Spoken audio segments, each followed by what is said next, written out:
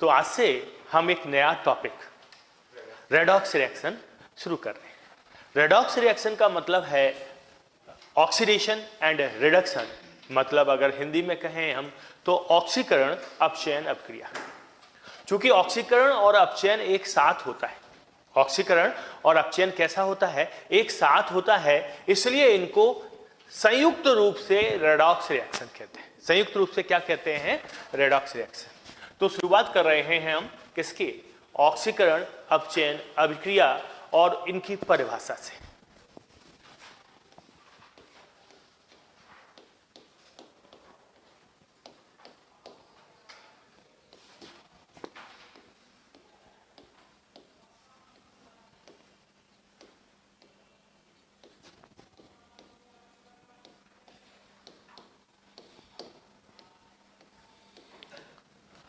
ऑक्सीकरण अपचयन अभिक्रिया।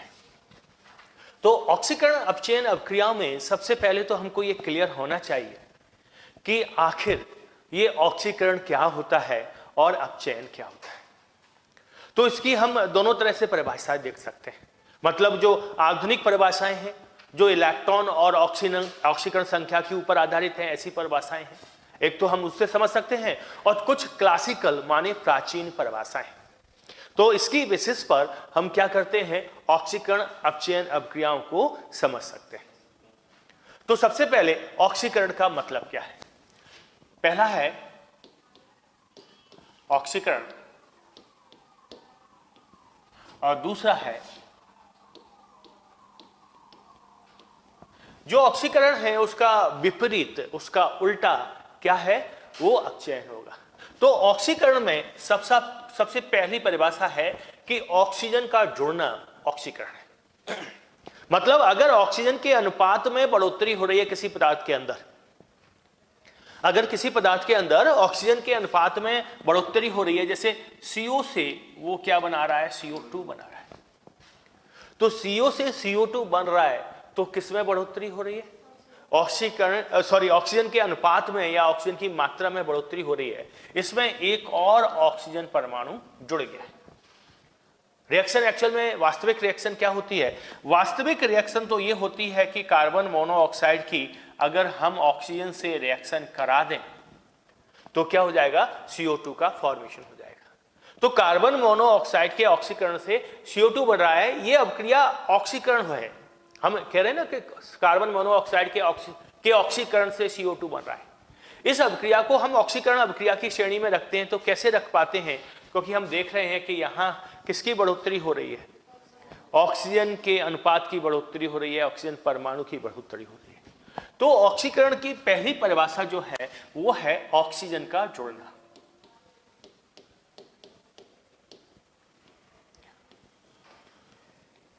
ऑक्सीजन का जुड़ना। तो पहली परिभाषा हो गई ऑक्सीजन का जुड़ना, या ये कहें कि ऑक्सीजन के अनुपात में बढ़ोतरी। हम समझ जाएंगे आसानी से इस चीज को। दूसरी है कि जैसे ऑक्सीजन का जुड़ना है, वैसे ही अगर हम हाइड्रोजन परमाणु के अनुपात में कमी कर दें, या हाइड्रोजन के अनुपात में कमी कर दें, या हाइड्रोजन को हटा दें, हाइड्रोजन को निकाल दें, तो उसे हम क्या बोलेंगे? हाइड्रोजन को निकालना, हाइड्रोजन को जोड़ना नहीं। हाइड्रोजन को जोड़ना अपचयन होता है। ऑक्सीजन का जोड़ना या हाइड्रोजन का निकल जाना ऑक्सीकरण की श्रेणी में आएगा। तो पहला है ऑक्सीजन का जुड़ना और दूसरा है हाइड्रोजन का निकलना। मैंने H लिख दिया है हाइड्रोजन की जगह, ठीक है, क्लियर। और ऑक्सीजन कैसा है? एक ऋण विद्युतीय परमाणु है। तो किसी ऋण विद्युतीय परमाणु का जुड़ना या किसी धन विद्युतीय परमाणु का निकल जाना, ये क्या हो जाएगा? ऑक्सीकरण हो जाएगा। तो तीसरा है किसी ऋण विद्युतीय परमाणु का जुड़ना, किसी ऋण विद्युतीय परमाणु का जुड़ना।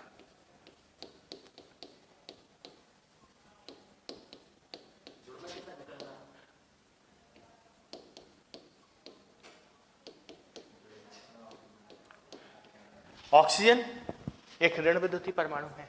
तो अगर हम किसी ऋण विद्युतीय परमाणु को जोड़ेंगे, कोई दिक्कत नहीं है, आराम से पूछ सकते हैं, डिस्कस कर सकते हैं। मैंने कहा अगर कंफ्यूजन दिमाग में रह जाएगा तो फिर क्या मतलब रहा है ना। तो जैसे ऑक्सीजन जुड़ता है, ऑक्सीजन एक ऋण विद्युतीय परमाणु है, हमको याद रखने में इसलिए असुविधा हो सकती है। ऑक्सीजन एक ऋण विद्युतीय परमाणु है, तो जैसे ऑक्सीजन का जुड़ना ऑक्सीकरण है, वैसे ही किसी ऋण विद्युतीय परमाणु का जुड़ना भी एक ऑक्सीकरण है। हाइड्रोजन धन विद्युतीय है, तो हाइड्रोजन का निकलना या किसी धन विद्युतीय परमाणु का निकल जाना भी क्या है, ऑक्सीकरण है। तो चौथा है धन विद्युतीय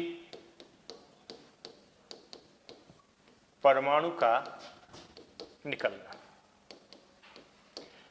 किसी धन विद्युतीय परमाणु का निकलना, ये क्या है, ये ऑक्सीकरण है। ये क्या है, ये ऑक्सीकरण है। और तो ऑक्सीजन का जोड़ना, हाइड्रोजन का निकलना, किसी ऋण विद्युतीय परमाणु का जुड़ना या धन विद्युतीय परमाणु का निकलना क्या हो जाएगा, ऑक्सीकरण हो जाएगा। और इसके विपरीत अगर कोई क्रिया है तो वो क्या हो जाएगी, वो अपचयन हो जाएगी। माने ऑक्सीजन के जोड़ने के बजाय हम लिखें कि ऑक्सीजन का निकल जाना, क्या लिखें, ऑक्सीजन का निकल जाना क्या है, अपचयन। तो पहला है अपचयन की परिभाषा में ऑक्सीजन का निकलना।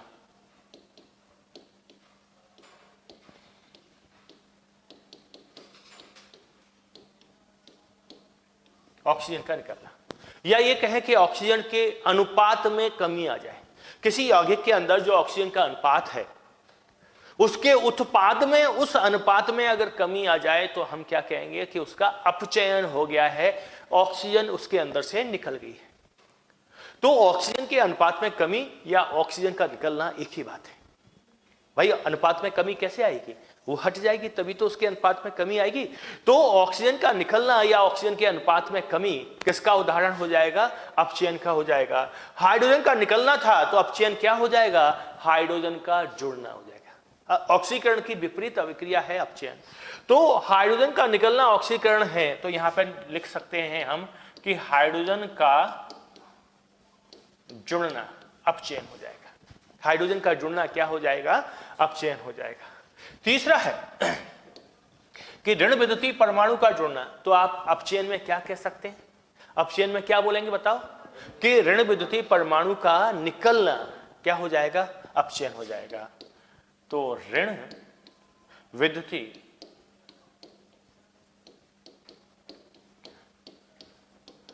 परमाणु का निकलना क्या हो जाएगा, ये अपचयन हो जाएगा। हाँ बेटा, अभी इलेक्ट्रॉन आया ही नहीं है, अभी तो क्लासिकल चल रही है। नहीं सर, ऑक्सीकरण से। अरे सुनो तो सही, आप सुने तो सही, हम अभी वहां तक आए नहीं है, अभी तो क्लासिकल परिभाषाएं चल रही है। हाँ बिल्कुल बिल्कुल, लेकिन वो वहां पे आएंगे हम धीरे धीरे। अभी हम 4 नंबर पर रुक गए हैं, 2 अभी परिभाषाएं जो आधुनिक परिभाषाएं हैं वो शेष रह गई। ठीक है, सब आएगा, चिंता मत करो, ठीक है ना। तो क्या है कि ऋण विद्युतीय परमाणु का निकलना, जैसे ऋण विद्युतीय परमाणु का जुड़ना ऑक्सीकरण है, तो उसका निकलना क्या हो जाएगा, अपचयन हो जाएगा। और धन विद्युतीय परमाणु का निकलना अगर ऑक्सीकरण था तो धन विद्युतीय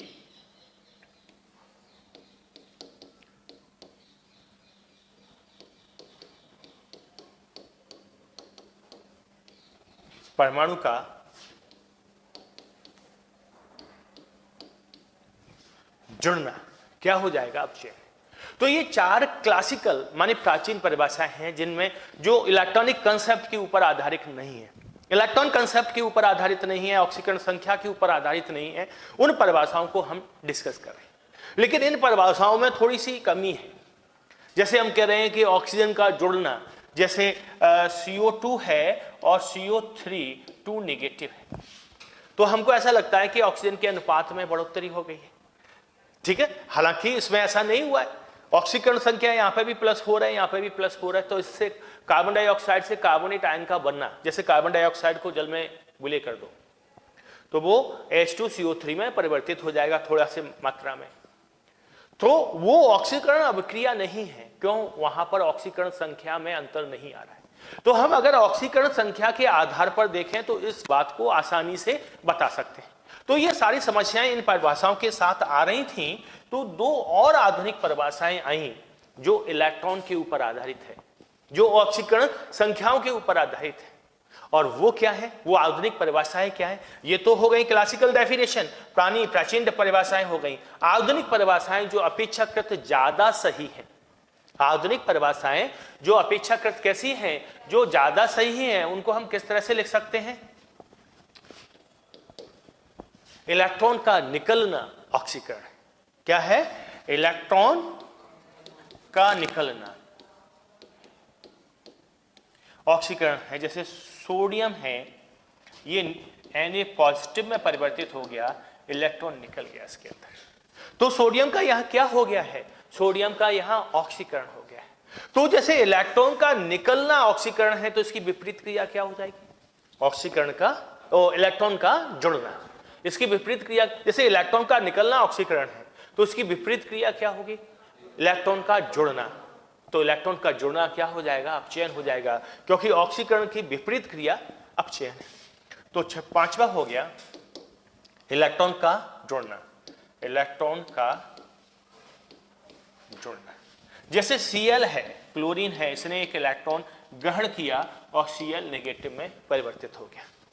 Cl परमाणु ने एक इलेक्ट्रॉन को ग्रहण किया, Cl नेगेटिव में परिवर्तित हो गया, तो ये इलेक्ट्रॉन का जुड़ गया, ये ऑक्सीकरण है। अगर हम ऊपर वाली परिभाषाएं देखेंगे तो यहां पर इसके ये अपचयन है, मैं ऑक्सीकरण बोल गया था, ये क्या है? अपचयन है। ऊपर वाली परिभाषाएं अगर हम देखेंगे तो इसके अपचयित होने को हम परिभाषित नहीं कर पाएंगे या उसको बता नहीं पाएंगे ऊपर वाली परिभाषाओं से, क्योंकि ना तो ऑक्सीजन निकला, ना हाइड्रोजन जुड़ा, ना ऋण विद्युतीय परमाणु का निकला। तो केवल आयन के लेवल पर अगर अकेले क्लोरीन आयन की और क्लोरीन एटम की बात करें तो इन परिभाषाओं में हम ये नहीं बता पा रहे।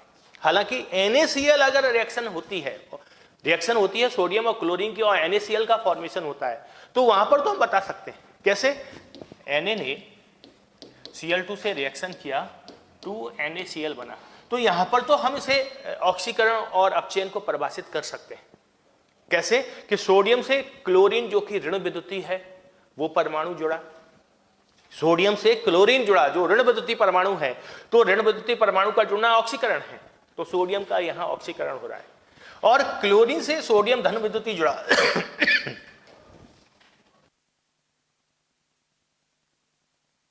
तो हमें मालूम है धन विद्युतीय परमाणु का जुड़ना अपचयन है, ठीक है ना? तो यहां पर क्या हो गया? क्लोरीन का अपचयन हो गया। लेकिन अगर हम केवल आयनिक स्तर पर बात करें, केवल आयन के स्तर पर बात करें, तो यह परिभाषित करना थोड़ा सा मुश्किल हो रहा था। लेकिन इन परिभाषाओं में कि इलेक्ट्रॉन का निकलना ऑक्सीकरण है, इलेक्ट्रॉन का जुड़ना अपचयन है, हम बड़े आराम से इन दोनों के, सोडियम के ऑक्सीकरण को और क्लोरीन के अपचयन को बता सकते हैं या कहें कि समझा सकते हैं। क्लियर हो गया? और लास्ट है ऑक्सीकरण का मतलब है धनात्मक ऑक्सीकरण संख्या में बढ़ोतरी।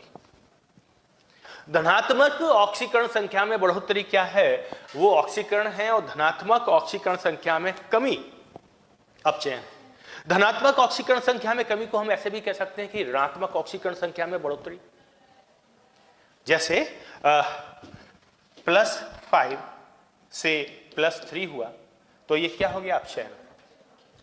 उससे +1 हुआ तो क्या हो गया? अपचयन। उससे -3 हुआ तो क्या हो गया? अपचयन। अपचयन अपचयन, ध्यान देना। एक दो और लिख लेता हूं मैं, जैसे -1 हुआ, -3 हुआ, तो धनात्मक ऑक्सीकरण संख्या में कमी हो रही है, अपचयन हो रहा है। -1 से -3 हुआ ऑक्सीकरण संख्या, तो ये धनात्मक ऑक्सीकरण संख्या में कमी हो रही है। वास्तव में धनात्मक ऑक्सीकरण संख्या में कमी मतलब ऋणात्मक ऑक्सीकरण संख्या में बढ़ोतरी, तो ये हो गया अपचयन। और अगर आगे की तरफ चले, ऋणात्मक ऑक्सीकरण संख्या में कमी या धनात्मक ऑक्सीकरण संख्या में वृद्धि, ये एक ही बात है। यहां से यहां तक की प्रक्रिया में क्या हो रहा है? ऑक्सीकरण हो रहा है। तो धनात्मक ऑक्सीकरण संख्या में वृद्धि ऑक्सीकरण, ऋणात्मक ऑक्सीकरण संख्या में वृद्धि अपचयन, ठीक है? ऋणात्मक ऑक्सीकरण संख्या में कमी, हाँ, ऋणात्मक ऑक्सीकरण संख्या में कमी है ना, ऑक्सीकरण, और ऋणात्मक ऑक्सीकरण संख्या में वृद्धि अपचयन। विपरीत क्रियाएं हैं, तो हम बड़े आराम से समझ सकते हैं। तो ऑक्सीकरण संख्याओं में जो अंतर आता है उसके आधार पर भी हम इसको परिभाषित कर सकते हैं कि ऑक्सीकरण का मतलब है धनात्मक ऑक्सीकरण संख्या में कमी। तो पॉजिटिव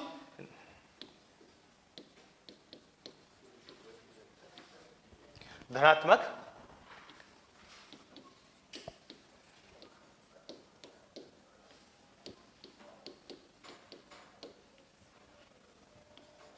में बढ़ोतरी,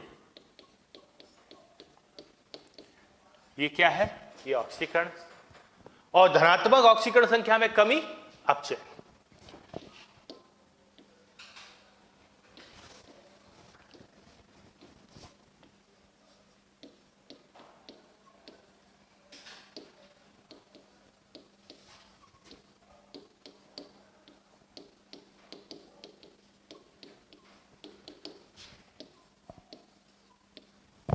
कमी अपचयन हो गया। तो हमारे पास ये छह परिभाषाएं आ गई ऑक्सीकरण की और अपचयन की। ये परिभाषाएं हमारे पास किसकी हैं? ऑक्सीकरण और अपचयन की। ऑक्सीकरण का मतलब है ऑक्सीजन का जुड़ना, हाइड्रोजन का निकलना, ऋण विद्युतीय परमाणु का जुड़ना, धन विद्युतीय परमाणु का निकलना, या इलेक्ट्रॉन का निकलना, या फिर धनात्मक ऑक्सीकरण संख्या में बढ़ोतरी या बढ़ना, या increment in positive oxidation number. ये हो गया ऑक्सीकरण। और अगर हम अपचयन की बात करें तो अपचयन का मतलब है ऑक्सीजन का निकलना या हाइड्रोजन का जुड़ जाना। ऑक्सीजन एक ऋण विद्युतीय परमाणु है, तो हम ऐसे भी कह सकते हैं कि ऋण विद्युतीय परमाणु का निकलना, या धन विद्युतीय परमाणु का जुड़ जाना, या इलेक्ट्रॉन का जुड़ जाना, या धनात्मक ऑक्सीकरण संख्या में कमी या ऋणात्मक ऑक्सीकरण संख्या में बढ़ोतरी, एक ही बात हो गया।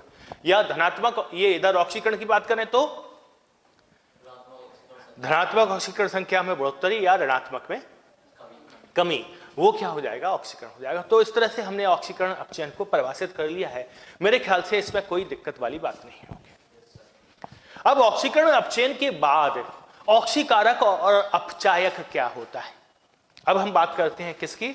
ऑक्सीकारक तथा अपचायक की।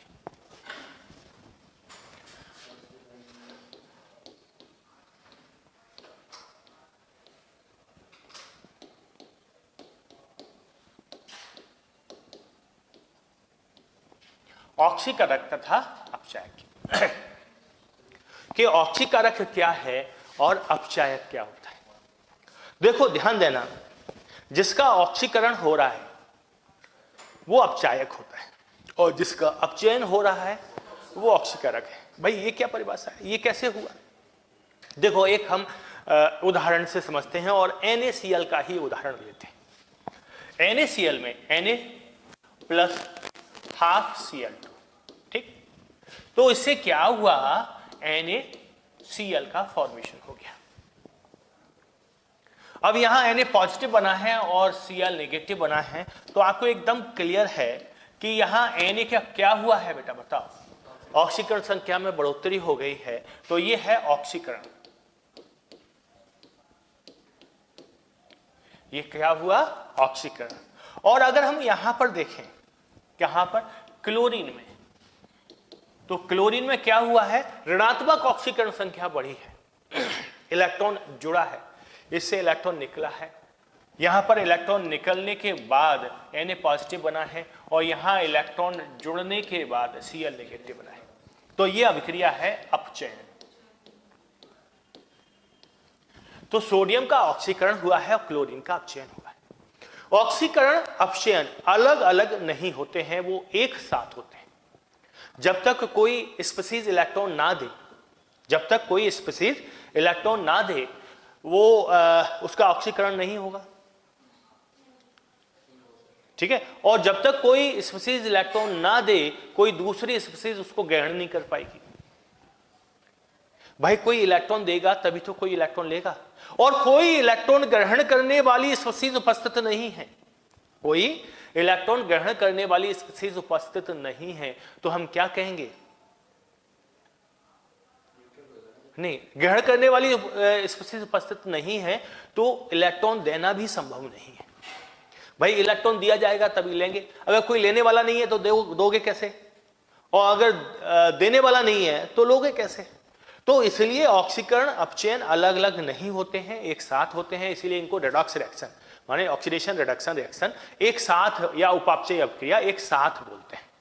ठीक है, अब बात यह है कि ये जो ऑक्सीकरण हो रहा है सोडियम का, ये ऑक्सीकरण क्लोरीन की वजह से हुआ। इसके ऑक्सीकरण में सहायक क्या था? क्लोरीन था। इसलिए क्लोरीन के कारण सोडियम का ऑक्सीकरण हुआ, इसलिए क्लोरीन को हम ऑक्सीकारक बोलेंगे। क्लोरीन ऑक्सीकरण कर रहा है सोडियम का। सोडियम का ऑक्सीकरण कौन कर रहा है? क्लोरीन। इसलिए क्लोरीन को हम क्या बोलेंगे? ऑक्सीकारक बोलेंगे, क्योंकि इसने सोडियम का ऑक्सीकरण किया है। इसने क्या किया है? सोडियम का ऑक्सीकरण किया है, और क्लोरीन का खुद अपचयन हुआ है। तो आपको क्लियर हो गया कि जिसका अपचयन होता है वो ऑक्सीकारक है, और जिसका ऑक्सीकरण होता है वो अपचायक है।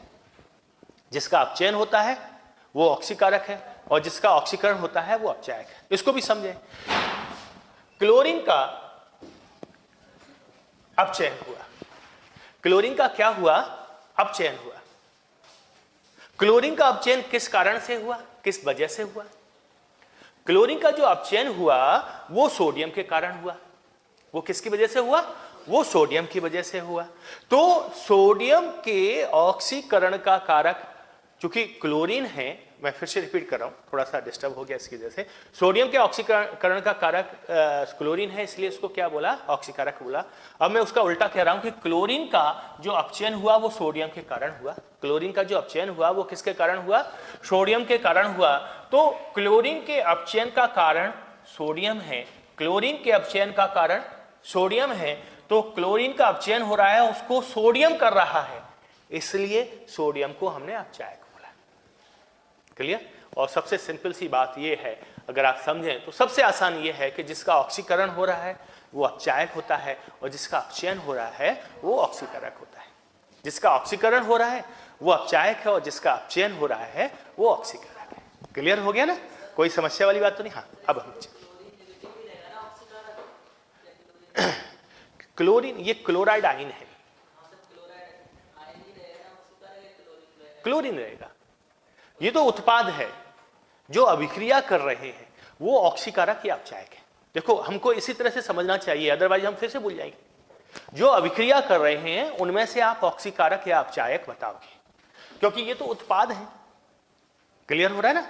तो अभिक्रिया कौन कर रहा है? जैसे सोडियम अभिक्रिया कर रहा है, क्लोरीन अभिक्रिया कर रहा है, तो इन दोनों में से आपको बताना पड़ेगा। अभिक्रिया फॉरवर्ड डायरेक्शन में हो रही है, तो जो अभिकारक हैं वो ऑक्सीकारक या अपचायक होंगे। ठीक है? तो क्लोराइड आयन या सोडियम आयन ये तो उत्पाद है, ये ऑक्सीकारक या अपचायक नहीं होंगे। जो अभिकारक हैं वो ऑक्सीकारक या अपचायक होंगे। तो यहां पर क्लोरीन जो है वो अपचायक है।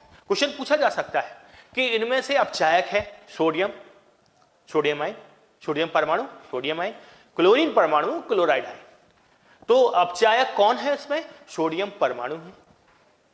और ऑक्सीकारक कौन है? क्लोरीन परमाणु है। ऑक्सीकरण और अपचयन का परिणाम सोडियम आयन और क्लोराइड आयन। क्लियर? कोई दिक्कत वाली बात तो नहीं है? तो ठीक है, तो हम ऐसे ऑक्सीकरण तथा अपचायक को बता सकते हैं।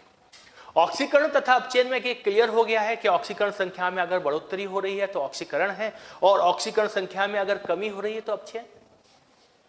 एक उदाहरण की हेल्प से मैं और समझाता हूं कि कोई अभिक्रिया रेडॉक्स रिएक्शन है या नहीं है, ऑक्सीकरण अपचयन है या नहीं है। वो उदाहरण कैसे लेते हैं?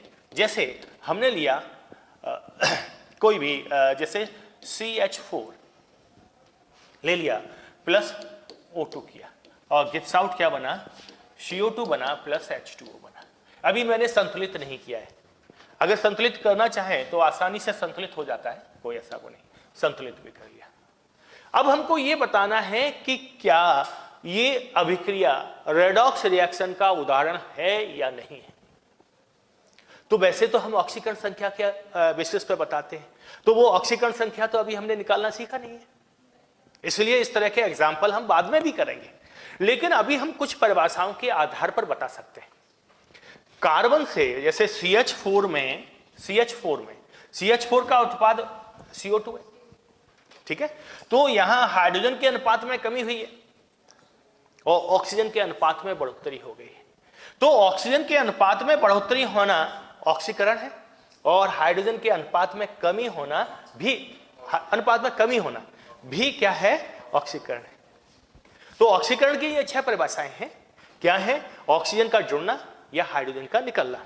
तो आप ये देखो CH4 में से हाइड्रोजन निकला भी है, तो इसके आधार पर भी बता सकते हैं, कोई एक आधार ले लो, और ऑक्सीजन इससे जुड़ा भी है, ठीक है, तो इस आधार पर भी बता सकते हैं। तो दोनों आधारों में से कोई भी एक बात लेकर आप ये आंसर कर सकते हैं कि ये इसका ऑक्सीकरण हुआ है या अपचयन हुआ है।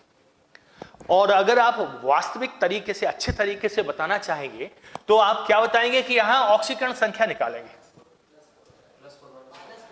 हाँ, तो ये -4 है ऑक्सीकरण संख्या और ये +4 है। कुछ बच्चों को तो अभी निकालना नहीं आता होगा। मैं ये जिज्ञासा प्रोड्यूस करना चाहता हूं कि बच्चों को ये जिज्ञासा है कि ऑक्सीकरण संख्या हम कैसे निकालते हैं, तभी तो उसको सीखेंगे। तो हमको जो सबसे आसानी से आंसर दे सकते हैं वो दे सकते हैं ऑक्सीकरण संख्या ज्ञात करके, कि ऑक्सीकरण संख्या में परिवर्तन हो रहा है या नहीं हो रहा है। जैसे फॉर एग्जांपल अगर मैंने CO2 और कार्बोनेट का एग्जांपल लिया है कि अगर हम क्या करें, CO2 की अभिक्रिया करा दें जल के साथ, तो H2CO3 का फॉर्मेशन हो रहा है। क्या ये रेडॉक्स का एग्जांपल है? तो आंसर आएगा नहीं। क्यों नहीं है? क्योंकि इसकी भी ऑक्सीकरण संख्या +4 है, अब इसकी भी +4 है, तो ऑक्सीकरण संख्या में कोई अंतर नहीं है, तो ये रेडॉक्स का एग्जांपल नहीं है, ये रेडॉक्स का एग्जांपल नहीं। ऐसे ही कुछ और एग्जांपल अगर हम देखें जो इस लेवल पर NaOH plus HCl gives out NaCl plus H2। अब आप ये बताएं कि ये रेडॉक्स का एग्जाम्पल है या नहीं है। तो सामान्य तौर पर हम नहीं बता पाते जब तक हम ऑक्सीकरण संख्या नहीं जानते। ऑक्सीकरण संख्या जानते हैं तो यहां पर भी +1 है और यहां पर भी +1 है, यहां पर भी -1 है, यहां पर भी -1 है। ये +1 है, ऑक्सीजन का -2 है, यहां +1 है, ऑक्सीजन का -2 है, ये भी +1 है। तो यहां ऑक्सीकरण संख्या में कोई परिवर्तन नहीं हुआ है, तो ये रेडॉक्स का एग्जाम्पल नहीं है, ये सिंपल न्यूट्रलाइजेशन अभिक्रिया है। सिंपल क्या है? उदासीनीकरण की अभिक्रिया है, और सिंपल न्यूट्रलाइजेशन रिएक्शन है, सिंपल उदासीनीकरण की अभिक्रिया है, तो उसको हम रेडॉक्स में नहीं रख सकते। रेडॉक्स में कब रखते? जब ऑक्सीकरण संख्या में कोई अंतर आता। क्योंकि इस अभिक्रिया में किसी भी तत्व के ऑक्सीकरण संख्या में कोई अंतर नहीं आ रहा है, तो ये एग्जाम्पल किसका? रेडॉक्स रिएक्शन का एग्जाम्पल नहीं है। तो अब सबसे बड़ी बात ये आ गई है, सबसे पहली बात ये आ गई है कि हम ऑक्सीकरण संख्या कैसे ज्ञात करते हैं। हमको अब अगर इस तरह से आंसर देना है तो सबसे पहला काम हमारा क्या होगा? ये हुआ कि हमको ऑक्सीकरण संख्या प्रॉपर तरीके से निकालना आ जाए। तो अभी मैं जो सिखा रहा हूं वो क्या सिखा रहा हूं? ऑक्सीकरण संख्या ज्ञात करना। तो अगले स्टेप में जो हम चीज सीखने वाले हैं वो क्या है कि ऑक्सीकरण संख्या कैसे ज्ञात की जाती है। ठीक है ना? तो अगला हमारा जो हेडिंग है वो है ऑक्सीकरण संख्या ज्ञात करना।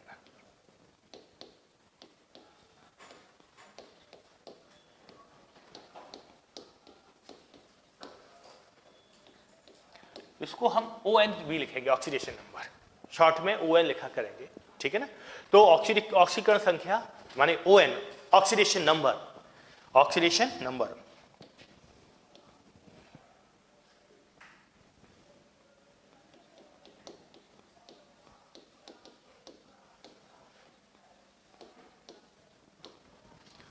ऑक्सीडेशन नंबर, इसको हम शॉर्ट में कैसे भी लिखेंगे?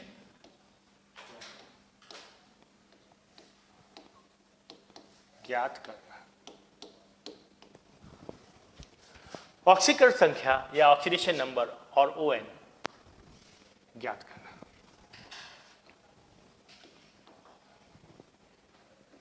तो ऑक्सीकरण संख्या ज्ञात करने के क्या नियम हैं, ये सबसे पहले हम पढ़ना चालू करते हैं।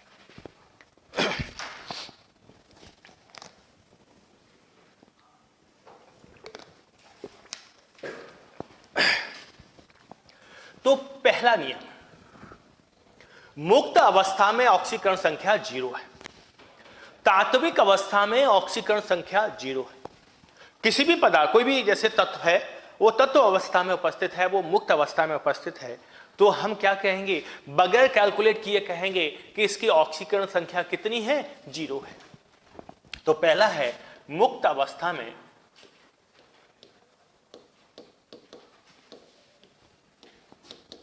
ऑक्सीकरण संख्या और ON ऑक्सीडेशन नंबर 0 होता है।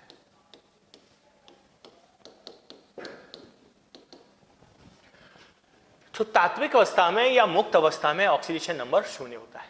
अब बात यह है कि हम मुक्त अवस्था किसे मानेंगे, मुक्त अवस्था किसे मानेंगे। अगर जैसे मैंने कह दिया कि एक एलिमेंट से बना हुआ, अगर एक तरह के तत्व से, एक तरह के परमाणु से बना हुआ कोई चीज है, तो वो क्या हो सकती है, वो मुक्त अवस्था हो सकती है। लेकिन इस परिभाषा में गलती हो जाएगी। S2 नेगेटिव आयन एक ही प्रकार के परमाणु से बना है। तो हम पूरी परिभाषा की अगर हम बात करेंगे तो क्या कहेंगे कि अगर कोई पदार्थ एक ही प्रकार के परमाणु से बना है और उस पर कोई आवेश नहीं है, अगर कोई पदार्थ एक ही प्रकार के परमाणु से बना है और उस पर कोई आवेश नहीं है, तो हम कहेंगे ये मुक्त अवस्था में। जैसे फॉर एग्जाम्पल, अगर हम एग्जाम्पल की बात करें तो देखो एग्जाम्पल में जैसे S4 है, S8 है, P4 है, P4 है और O2 है, O3 है। तो ये सारे के सारे क्या है, ये मुक्त अवस्था में है, ये तात्विक अवस्था में है। अगर कोई एलॉय है, जैसे ब्रास है, ब्रॉन्ज है, तांबा है, वो कांसा है, पीतल है, तो कांसा है, पीतल है, ये क्या है, ये 2 या 3 धातुओं का मिश्रण है। ये मिश्र धातुएं हैं, लेकिन मिश्र धातु में भी वो क्या है, वो मिश्रण है, वो कोई यौगिक नहीं है, कोई पदार्थ वैसा नहीं है, प्योर पदार्थ नहीं है, वो मिश्रण है। और मिश्र धातु में उपस्थित जितनी भी धातुएं हैं उन सबका ऑक्सीकरण अवस्था कितना होगा, वो 0 ही होगा। जिससे तो अगला उदाहरण है इसका, ये पहला हो गया कोई तत्व जो प्योर अवस्था में है, और दूसरा उदाहरण हो गया मिश्र धातुएं।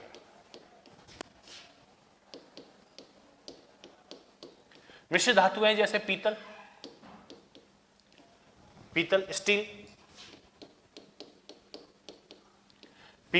स्टील, तो इनमें जो अवयवी तत्व हैं, जैसे पीतल है, कांसा है, तो उसमें कॉपर होता है। तो जो अवयवी तत्व है उसकी ऑक्सीकरण अवस्था कैसी होगी, 0 होगी। अमलगम है,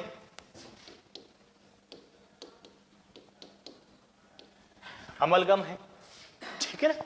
अच्छा, और जैसे अब इस पर कई तरह से क्वेश्चन पूछे जाते हैं और एग्जामिनर कुछ कहानियां बना के इस तरह से भी क्वेश्चन देता है।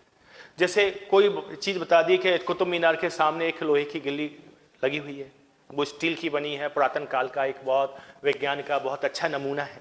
इस तरह की कोई बातें आपके सामने आती हैं और पूछते हैं कि उसमें जो लोहा उपस्थित है या कार्बन उपस्थित है उसकी ऑक्सीकरण अवस्था क्या होगी। तो एक बड़ी लंबी कहानी के बाद भाई ऑक्सीकरण अवस्था तो मिश्र धातु है, जितने भी अवयव होंगे उसके अंदर वो अवयव क्या होगा, उसके अंदर जितने भी अवयव होंगे उनकी ऑक्सीकरण अवस्था कैसी होगी, 0 होगी।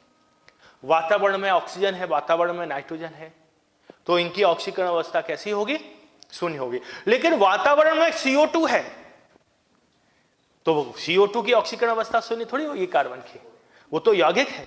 तो जो तत्व अवस्था में है, जो मुक्त अवस्था में है, वो उनकी ऑक्सीकरण अवस्था कैसी रहती है, 0 रहती है। दूसरा है, अगर कोई सामान्य आयन है, कोई साधारण आयन है, सिंपल आयन है। सिंपल आयन का मतलब, साधारण आयन का मतलब है Na positive, Cl negative, N3 negative. तो साधारण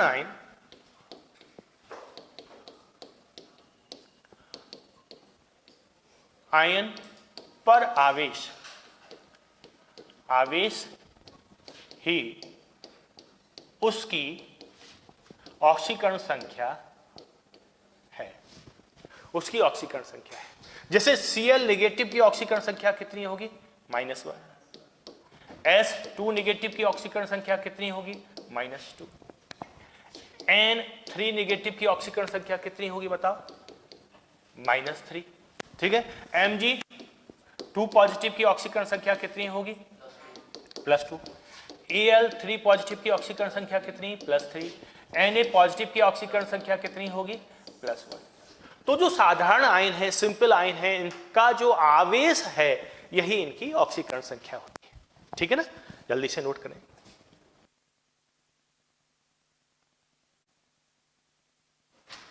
क्लियर हो गया? तो साधारण आयन पर जो आवेश है वही उसकी ऑक्सीकरण संख्या होती है। अगर वो कॉम्प्लेक्स आयन, थोड़ा सा कॉम्प्लिकेटेड आयन है, जैसे SO4 2 नेगेटिव और ये सब है, तो इनके में सारे तत्वों की ऑक्सीकरण संख्या का योग उसके आवेश के बराबर होता है। लेकिन वो जो सेंटेंस है या ये स्टेटमेंट है मैं लास्ट में नोट कराऊंगा। अभी तो हम ये देख रहे हैं कि पहली बात, मुक्त अवस्था में, तत्व अवस्था में ऑक्सीकरण अवस्था कैसी है, शून्य है। दूसरी क्या है, कोई साधारण आयन है तो उस पर जो आवेश है वही उसकी ऑक्सीकरण संख्या होती है। इससे आगे आ जाए, क्षारीय धातु। तीसरा है क्षारीय धातु।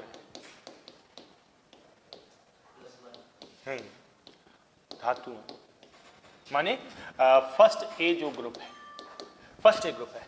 क्षारीय धातुओं की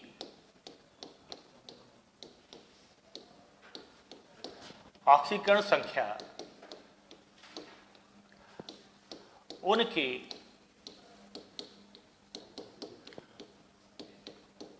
उनकी यौगिकों में +1 होती है। क्षारीय धातुएं कौन कौन सी? Lithium, sodium, potassium, rubidium, caesium, francium. अब उसका कोई यौगिक है, जैसे कोई यौगिक है, जैसे NaCl कोई यौगिक है, NaCl एक यौगिक है। अब इसमें जो क्षारीय धातु है सोडियम, उसकी ऑक्सीकरण संख्या कितनी होगी?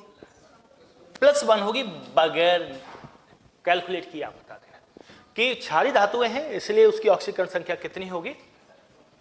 अब जैसे KO2 है, पोटेशियम परऑक्साइड, ठीक है, तो KO2 में पोटेशियम की +1 ही होगी, क्योंकि क्षारीय धातुओं की ऑक्सीकरण संख्या उसके यौगिक में +1 होगी।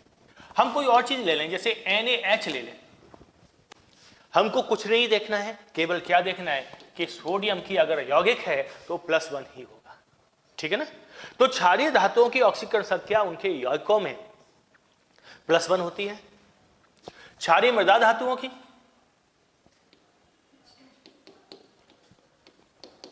क्षारीय मृदा धातुएं, क्षारीय मृदा धातुओं का मतलब है सेकंड ए। तो इनकी ऑक्सीकरण संख्या क्या होगी? इनके यौगिकों में +2 होगी। ये सेंटेंस मैंने पूरा नहीं लिखा, ऊपर वाला पूरा लिखा है। तो क्षारीय मृदा धातुओं की ऑक्सीकरण संख्या उनके यौगिकों में कितनी होती है? +2 होगी। जैसे हमने लिया BaO2, तो आपको चेक नहीं करना है, कुछ नहीं करना है, ये डेफिनेटली +2 होगा, ठीक है ना। हमने लिया MgH2, आपको चेक नहीं करना है, ये +2 ही होगा। ऑक्सीकरण संख्या क्या होगी? +2 ही होगा। कैल्शियम ऑक्साइड है CaO, ऑक्सीकरण संख्या +2 ही होगी। तो क्षारीय धातुओं की ऑक्सीकरण संख्या +1 और क्षारीय मृदा धातुओं की ऑक्सीकरण संख्या कितनी आ रही है? +2 आ रही है। क्लियर? कोई वाली बात तो नहीं है? ठीक है।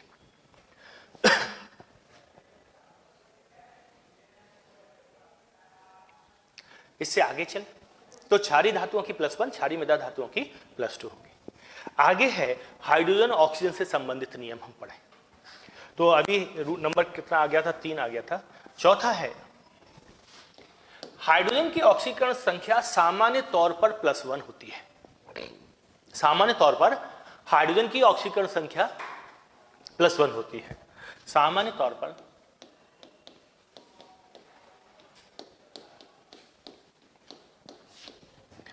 हाइड्रोजन की ऑक्सीकरण संख्या इक्वल +1, ठीक है। जैसे H2SO4 है, फॉर एग्जाम्पल H2SO4 है तो हाइड्रोजन की +1 आएगी। H2SO4 है तो हाइड्रोजन की क्या आएगी? +1 आएगी। HCl है तो क्या आएगी? +1 आएगी। H2O है क्या आएगी? +1 आएगी। CH4 है क्या आएगी? +1 आएगी। C2H6 है क्या आएगी? +1 आएगी। सामान्य तौर पर हाइड्रोजन की ऑक्सीकरण संख्या +1 होती है, ठीक है। लेकिन आयनिक हाइड्राइड में, आयनिक हाइड्राइड की अगर हम बात करें तो आयनिक हाइड्राइड में ये कितना होता है? धात्विक हाइड्राइड के अंदर ये कितना होता है? ये -1 होता है। आयनिक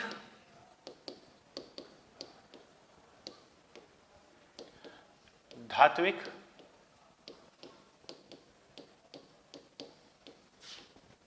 में ये -1 है। अब जैसे आयनिक क्या होगा? जैसे एल्कली मेटल के हाइड्राइड हैं, lithium hydride, NaH, KH, RBH और CSH, ये सारे अल्कली मेटल के जो हाइड्राइड हैं, ये सारे के सारे आयनिक हाइड्राइड हैं। और इनमें हाइड्रोजन की ऑक्सीकरण संख्या कितनी होगी? ये सॉरी -1 होगी। कितनी होगी? -1 होगी। ऐसे ही अगर हम अल्कलाइन अर्थ मेटल के हाइड्राइड की बात करें तो CaH2, SrH2, BaH2, ये सारे के सारे आयनिक हाइड्राइड हैं। हाइड्रोजन की ऑक्सीकरण संख्या क्या होगी? -1। लेकिन देखो BeH2, MgH2, ये सहसंयोजी है। ये कैसे हैं? सहसंयोजी।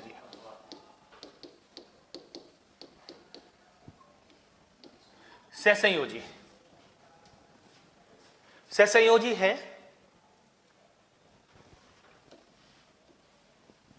सहसंयोजी है। इसके बाद भी हाइड्रोजन की जो ऑक्सीकरण अवस्था है वो -1 ही होती है।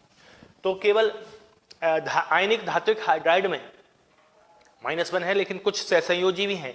माने एल्कली मेटल और एल्कलाइन अर्थ मेटल में के हाइड्राइड जो हैं उनमें इसकी जो ऑक्सीडेशन नंबर है वो कैसा होगा? -1 होगा। तो दो तरह के ऑक्सीडेशन नंबर हैं। धात्विक हाइड्राइड में -1, रेस्ट बाकी सब जगह ये क्या रहेगी? +1 रहेगी। तो हाइड्रोजन की सामान्य ऑक्सीकरण अवस्था +1 है, लेकिन धात्विक हाइड्राइड या आयनिक हाइड्राइड में ये ऑक्सीकरण अवस्था कैसी हो जाती है? -1 हो जाती है। और मुक्त अवस्था में तो 0 रहती है। सभी तत्वों की मुक्त अवस्था में ऑक्सीकरण अवस्था कैसी होगी? 0 होगी। अब ऑक्सीजन की बारी आती है। 5th नंबर आएगा ना? हाँ, 5। ऑक्सीकरण की ऑक्सीजन की ऑक्सीकरण संख्या जो है सामान्य तौर पर कितनी होती है? -2। ऑक्सीजन की ऑक्सीकरण संख्या सामान्य तौर पर -2 होती है।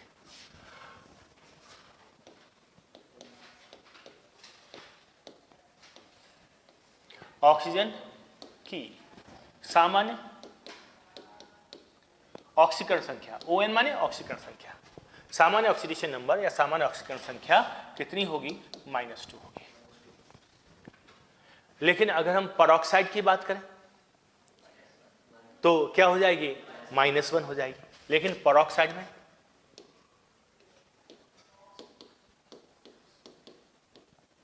परऑक्साइड का मतलब क्या हुआ? O2 2 नेगेटिव, O2 2 नेगेटिव, ये परऑक्साइड आयन हो गया। O2 2 नेगेटिव, इसमें इसकी ऑक्सीकरण संख्या -1 होती है। सुपर ऑक्साइड में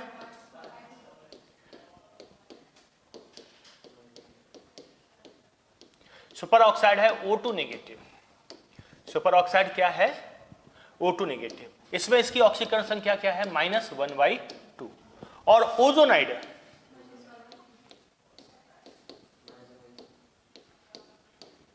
ओजोनाइड O3 नेगेटिव में ये क्या हो जाएगा? -1/3।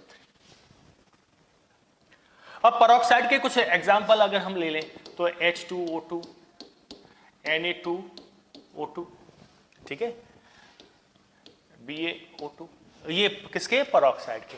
सुपर ऑक्साइड के अगर हम एग्जाम्पल ले लें तो KO2, RbO2 एक्सेट्रा। और ओजोनाइड के एग्जाम्पल ले लें तो KO3। तो ये ऑक्सीजन की सामान्य ऑक्सीकरण संख्या -2 होती है, लेकिन परऑक्साइड में ये -1। परऑक्साइड की क्या विशेषता है? कि इसमें परऑक्साइड लिंकेज होता है। ऑक्सीजन ऑक्सीजन के बीच में क्या होता है? परऑक्साइड लिंकेज होगा। तो परऑक्साइड लिंकेज रहता है और इसमें ऑक्सीजन की ऑक्सीकरण संख्या -1 होती है। सुपर ऑक्साइड में -1/2 होती है। ओजोनाइड में ये -1/3 होती है। और देखो OF2 के अंदर ये +2 होगा, ध्यान रखना, क्योंकि फ्लोरीन की ज्यादा ऋणात्मकता है ना, इसलिए इसकी क्या होगी? +2 होगी। और O2F2 के अंदर ये +1 होगी। वेरी नाइस, सभी बच्चों को आता है, अच्छी बात ही है। तो ये OF2 के अंदर +2 होगा और O2F2 के अंदर ये +1 होगा। तो ये हो गई ऑक्सीजन की ऑक्सीकरण अवस्थाएं अलग अलग जगह।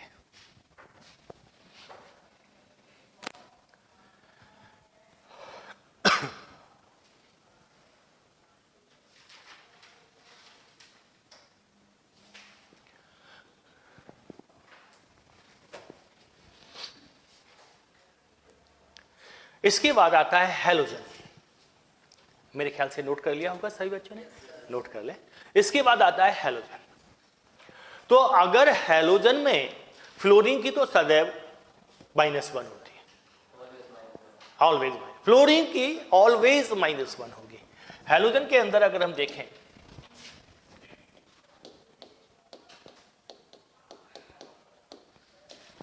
हैलोजन की देखें तो हैलोजन में फ्लोरीन की ऑलवेज -1, ऐसा पूछा गया कई बार कि -1 ऑक्सीकरण अवस्था हमेशा किसकी होगी, तो फ्लोरीन की सदैव -1 ऑक्सीकरण अवस्था होगी।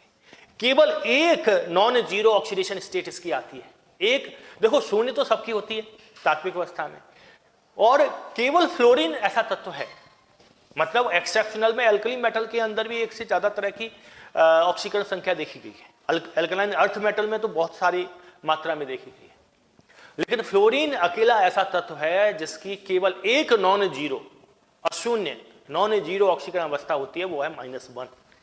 ठीक है, और रेस्ट हैलोजन में, बाकी सारे हैलोजन में, तो बाकी हैलोजन में क्या होगा बताओ।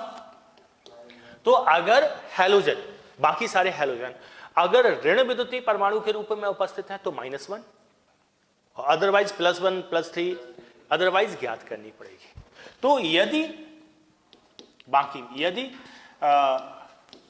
ऋण विद्युतीय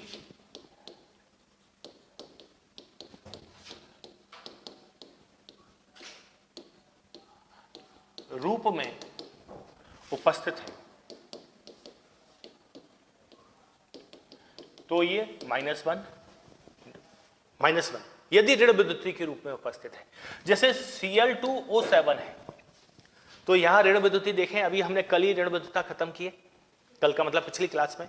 तो यहां क्लोरीन की ऋण विद्युतता कम है, ऑक्सीजन की ज्यादा है, तो ऋण विद्युतीय कौन है, ऑक्सीजन है। ऐसी कंडीशन में क्लोरीन की +7 आ रही है, क्लोरीन की कितनी आ रही है, +7, और इसकी आ रही है -2, तो ऑक्सीजन की तो -2 रहती है।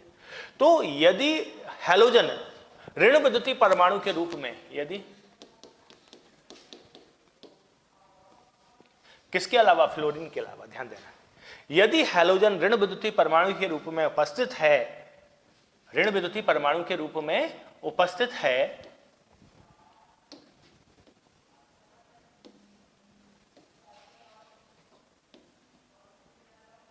यदि हैलोजन ऋण विद्युतीय परमाणु के रूप में उपस्थित है तो उसकी ऑक्सीकरण अवस्था कितनी आएगी, -1 आएगी, अदरवाइज कुछ और हो सकती है। फ्लोरीन की सदैव -1 रहेगी, फ्लोरीन की क्या रहेगी, सदैव -1 रहेगी।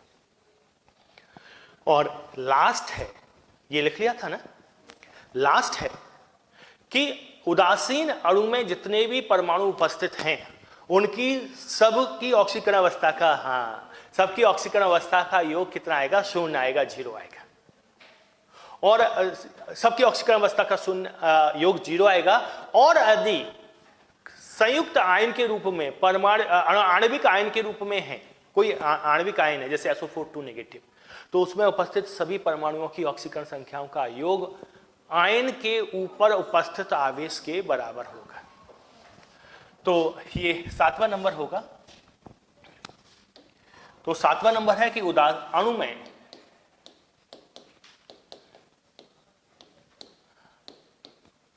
अणु की परमाणुओं की ऑक्सीकरण संख्या का योग बराबर 0।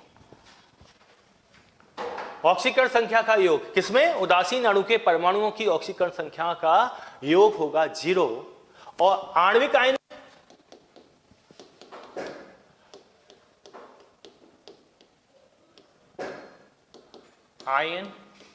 के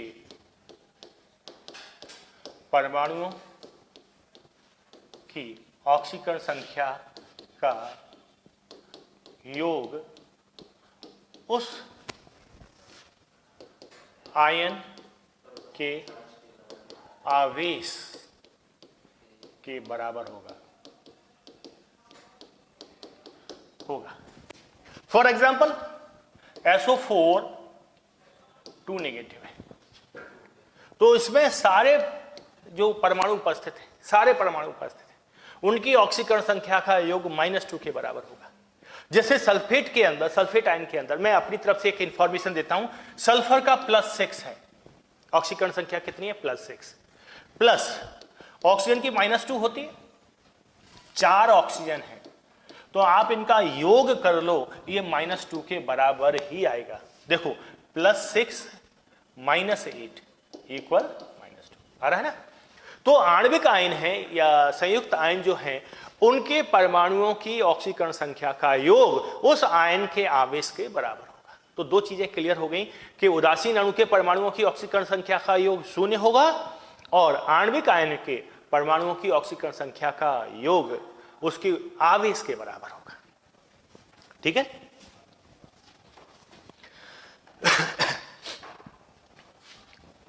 नियम जल्दी से मैं रिवाइज कर रहा हूं।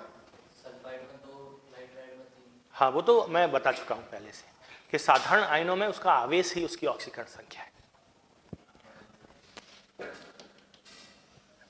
तो ऑक्सीकरण संख्या ज्ञात करने का क्या नियम है? सबसे पहला नियम है कि मुक्त अवस्था में, मैं और पीछे से कराऊं कि यहीं से रिवीजन ठीक है? यहीं से ठीक है। मुक्त अवस्था में, या थोड़ा सा, बहुत थोड़ा सा है, हमने चालू किया आज रेडॉक्स रिएक्शन, आप थोड़ा सा लेट आए थे। ठीक है।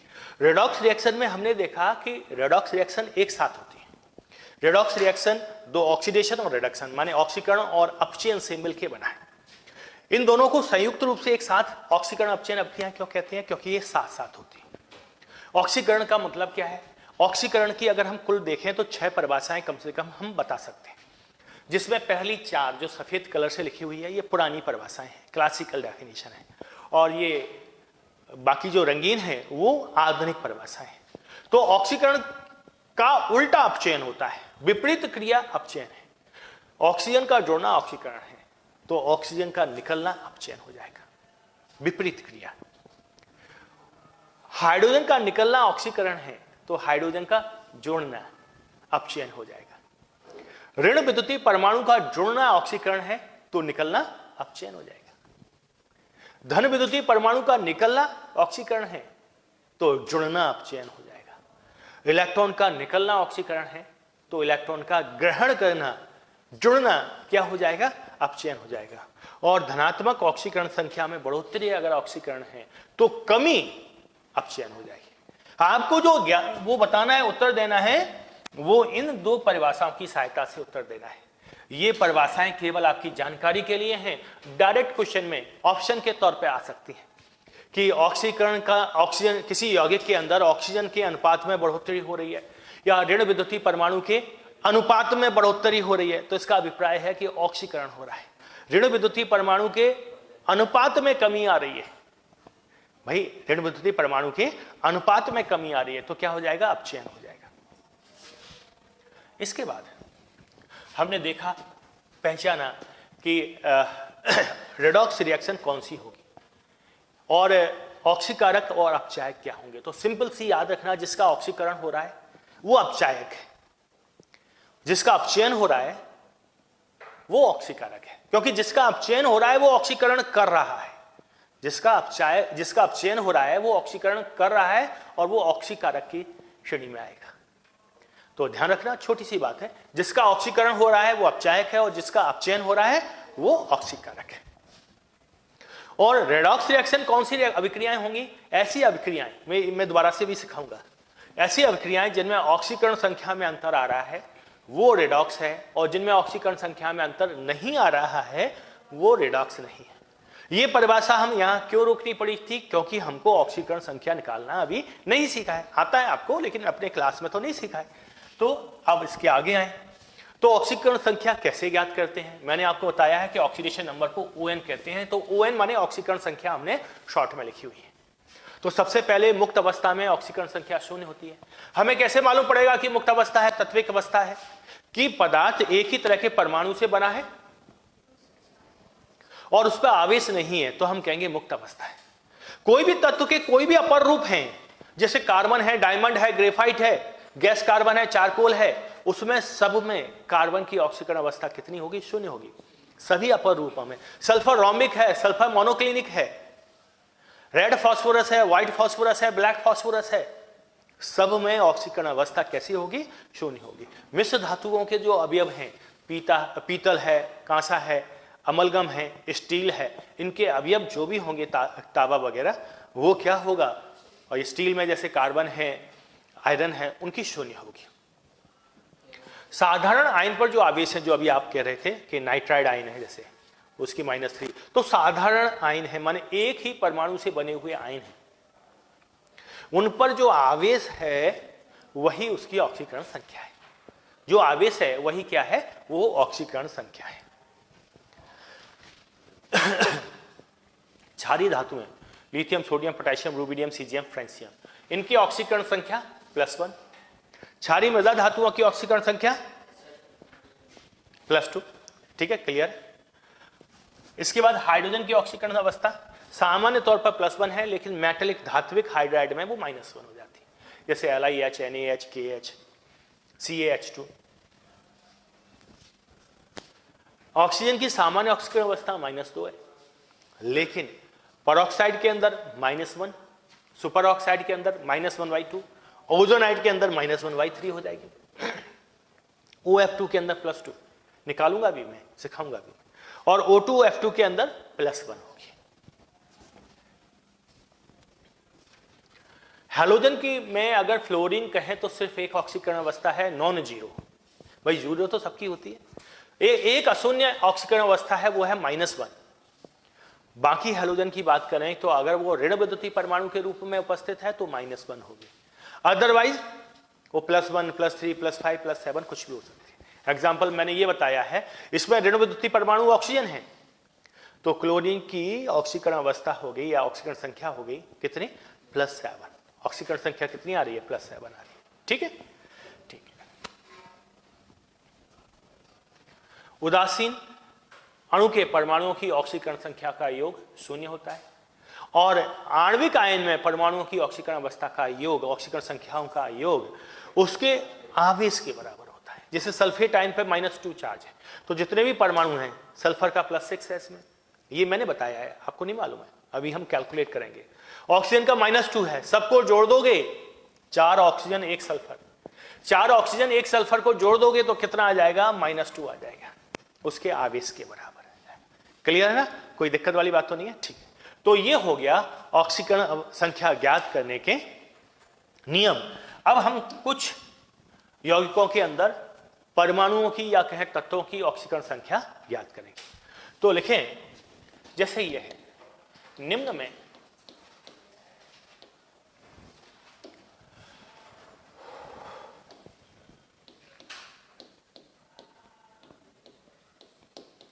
कार्बन की ऑक्सीकरण संख्या ज्ञात करें।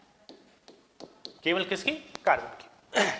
जैसे हमारे पास कुछ एग्जाम्पल मैंने ले लिए, जैसे CH4, C2H6,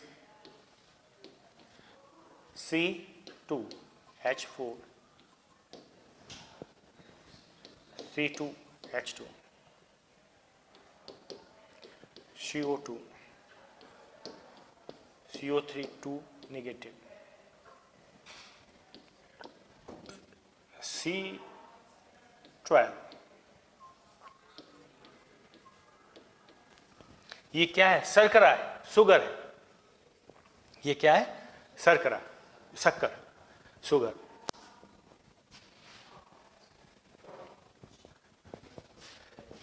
तो इनमें केवल किसकी निकालना है? कार्बन की ऑक्सीकरण संख्या निकालें। यहां पर एक मैं विशेष जानकारी भी आपको उपलब्ध कराऊंगा। तो जैसे पहला है हमारा CH4, पहला क्या है? इसमें कार्बन की निकालनी है, तो कार्बन की निकालनी है, कार्बन की हमको पता नहीं है, तो राज बताओ कार्बन की अगर संख्या, ऑक्सीकरण संख्या, राज हमको पता नहीं है तो हम उसको X मान लेंगे। क्या मान लेंगे? X। तो इन सबकी ऑक्सीकरण संख्याओं का योग कितना आना चाहिए? 0, क्योंकि ये अणु है, उदासीन है, इस पर कोई आवेश नहीं है। जितने भी परमाणु उपस्थित हैं उन सबकी ऑक्सीकरण संख्याओं का योग कितना आएगा? 0 के बराबर आएगा। तो हमने कार्बन को मान लिया कितना? X प्लस हाइड्रोजन का कैसा होता है, सामान्य अवस्था में +1 होता है, तो +1 है। कितने हाइड्रोजन है जरा बताओ, 4 हाइड्रोजन है, तो चारों का जोड़ेंगे ना अपन, और इन सब का योग कितना आएगा, 0 आ जाएगा। इन सब का योग कितना आएगा, 0। तो x + 4 = 0 या x = -4। तो कार्बन की ऑक्सीकरण अवस्था कितनी आ गई, ऑक्सीकरण संख्या -4 आ गई। क्या आ गई, -4। दूसरा है C2H6। ज्ञात किसका करना है, कार्बन का। कार्बन का ज्ञात करना है तो हम उसको x मानेंगे। अब 2 कार्बन है, एक कार्बन का x मानेंगे, ध्यान देना, एक कार्बन का x मानेंगे, तो 2 कार्बन है तो कितना हो जाएगा, 2x। एक कार्बन का x तो 2 का कितना हो जाएगा, 2x।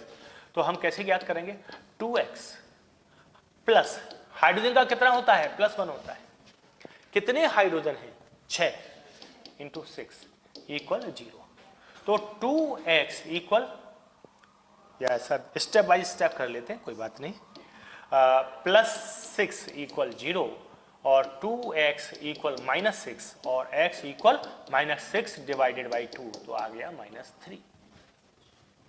तो CH4 में -4 आ रहा है, C2H6 के अंदर ये कितना आ गया, -3 आ गया। अगला वाला ज्ञात करें।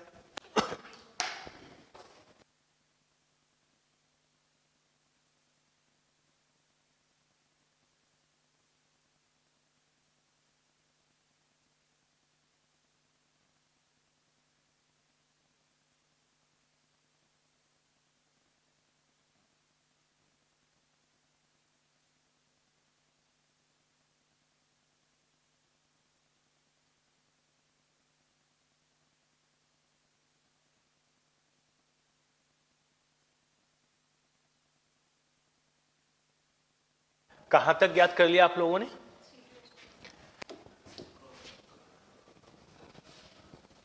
इनको हटा दो ना। तीसरा है C2H4।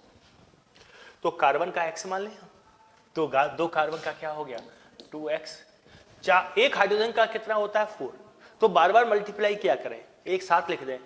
4 हाइड्रोजन का कितना हो गया, +4 = 0। तो 2x = -4 और x = -4/2 -2। सहमत है राज बेटा, कहां तक आ गए, चौथा कर रहे हो, वेरी गुड। ये -2 आ गया था तीसरे का, हाँ वेरी गुड। चौथा देखें, C2H2।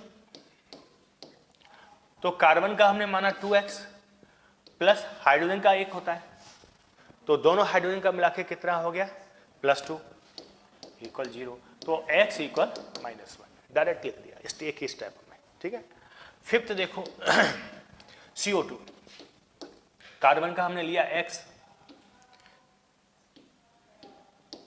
कार्बन का क्या ले लिया, x। ऑक्सीजन का -2 होता है, 2 का ऐसा करें प्लस, ऑक्सीजन का -2 होता है, 2 ऑक्सीजन का, इस पर आवेश 0 है, तो x -4 = 0 और x = +4। तो यहां पर CO2 में ऑक्सीकरण संख्या कितनी आ रही है, +4 आ रही है। कितनी आ रही है, +4 आ रही है। कार्बोनेट के अंदर देखते हैं, इसको हटा दो भाई, हटा दो।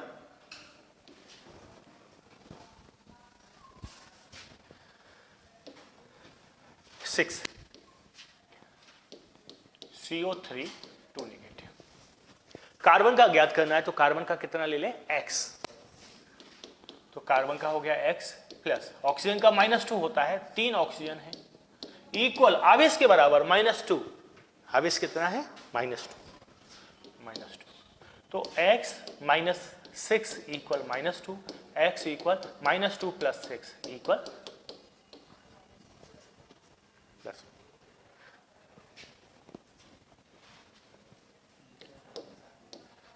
C12H22O11। ये कार्बोहाइड्रेट है।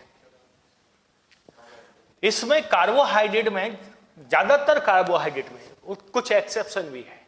इनका फॉर्मूला ऐसे बनता है, general formula CxH2O whole by. तो ऐसे सभी कार्बोहाइड्रेट जिसमें हाइड्रोजन ऑक्सीजन का रेशियो H2O जैसा आता है, उन सब में कार्बन का ऑक्सीडेशन नंबर 0 होता है। लेकिन ध्यान देना, सभी कार्बोहाइड्रेट में नहीं। ऐसे कार्बोहाइड्रेट जो इस फॉर्मूले को फॉलो करते हैं, इस फॉर्मूले को फॉलो करते हैं, उन सभी कार्बोहाइड्रेट में कार्बन का ऑक्सीडेशन नंबर कितना होगा बेटा? 0 होगा। जैसे इसके अंदर निकालें, देखो कैसे निकलेगा। 12 कार्बन का 12 मान लो तो 12x, हाइड्रोजन का +1 है, 22 हाइड्रोजन, 22 हाइड्रोजन का क्या होगा? +22, और ऑक्सीजन का -2 है तो 11 ऑक्सीजन का, एक ऑक्सीजन का -2 है तो 11 का कितना होगा? हाँ सुनो, ध्यान से सुनो, एक ऑक्सीजन का -2 है तो 11 ऑक्सीजन पे कितना हो जाएगा ऑक्सीकरण संख्या? 11 दूनी 22 नहीं होता? कहां दिमाग रहता है?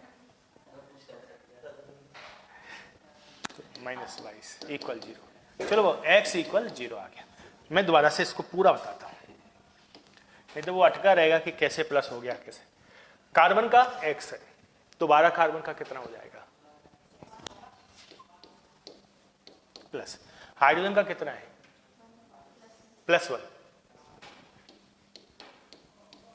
+1 × 22 प्लस हाइड्रोजन का क्या है? सॉरी, ऑक्सीजन का -2 × 11, ऐसे ही तो लिखेंगे, = 0। तो 12x + 22, 11 दूनी 22 होते हैं ना, -22 = 0। तो x = कितना हो गया? इसको आगे सॉल्व कर पाओगे कि नहीं कर पाओगे? अरे नहीं कर पाएंगे। 12x = ये तो 0 हो गए, 0, तो x = 0/12।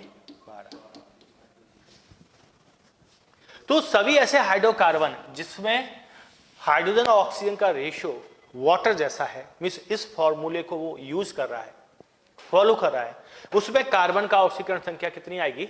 0 ही आएगी। कुछ एक एग्जाम्पल और देख सकते हैं, है ना, जैसे ग्लूकोज।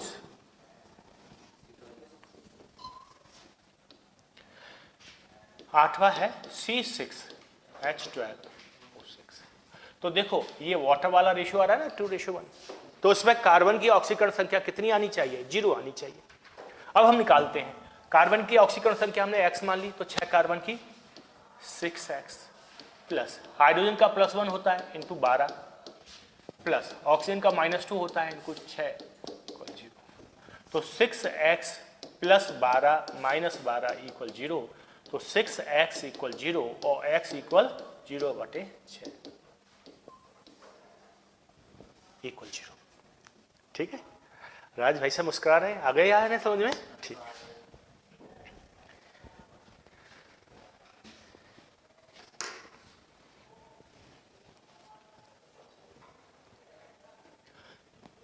तो बड़े आराम से निकाल लिया आप लोगों ने। ठीक, कुछ और सॉल्व कराता हूं। तो जैसे निम्न में कार्बन की ऑक्सीकरण संख्या हमने ज्ञात की, इस बार मैं तारांकित दे देता हूं, तारांकित बने उस पर स्टार बना देते हैं, उसी परमाणु की आपको ज्ञात करना है।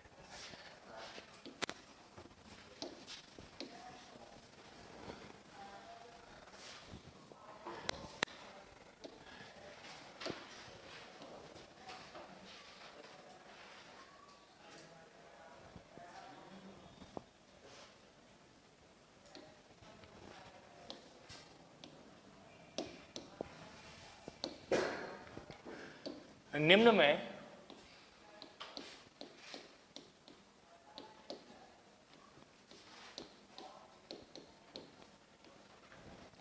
तारांकित परमाणु की ऑक्सीकरण संख्या ज्ञात करें। निम्न में तारांकित परमाणु की ऑक्सीकरण संख्या ज्ञात करें। अब तारांकित में देखो, पहला है Cl2O7, तारांकित कौन है? क्लोरीन। दूसरा है SO4 2 नेगेटिव, तारांकित कौन है? सल्फर। तीसरा है H3PO4, तारांकित कौन है? फास्फोरस। चौथा है KMnO4, तारांकित है मैग्नीज। पांचवा है K2Cr2O7, तारांकित है क्रोमियम। छठवा है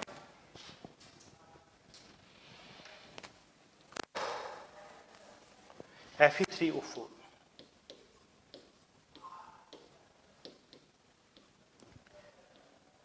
तारांकित कौन है? Fe।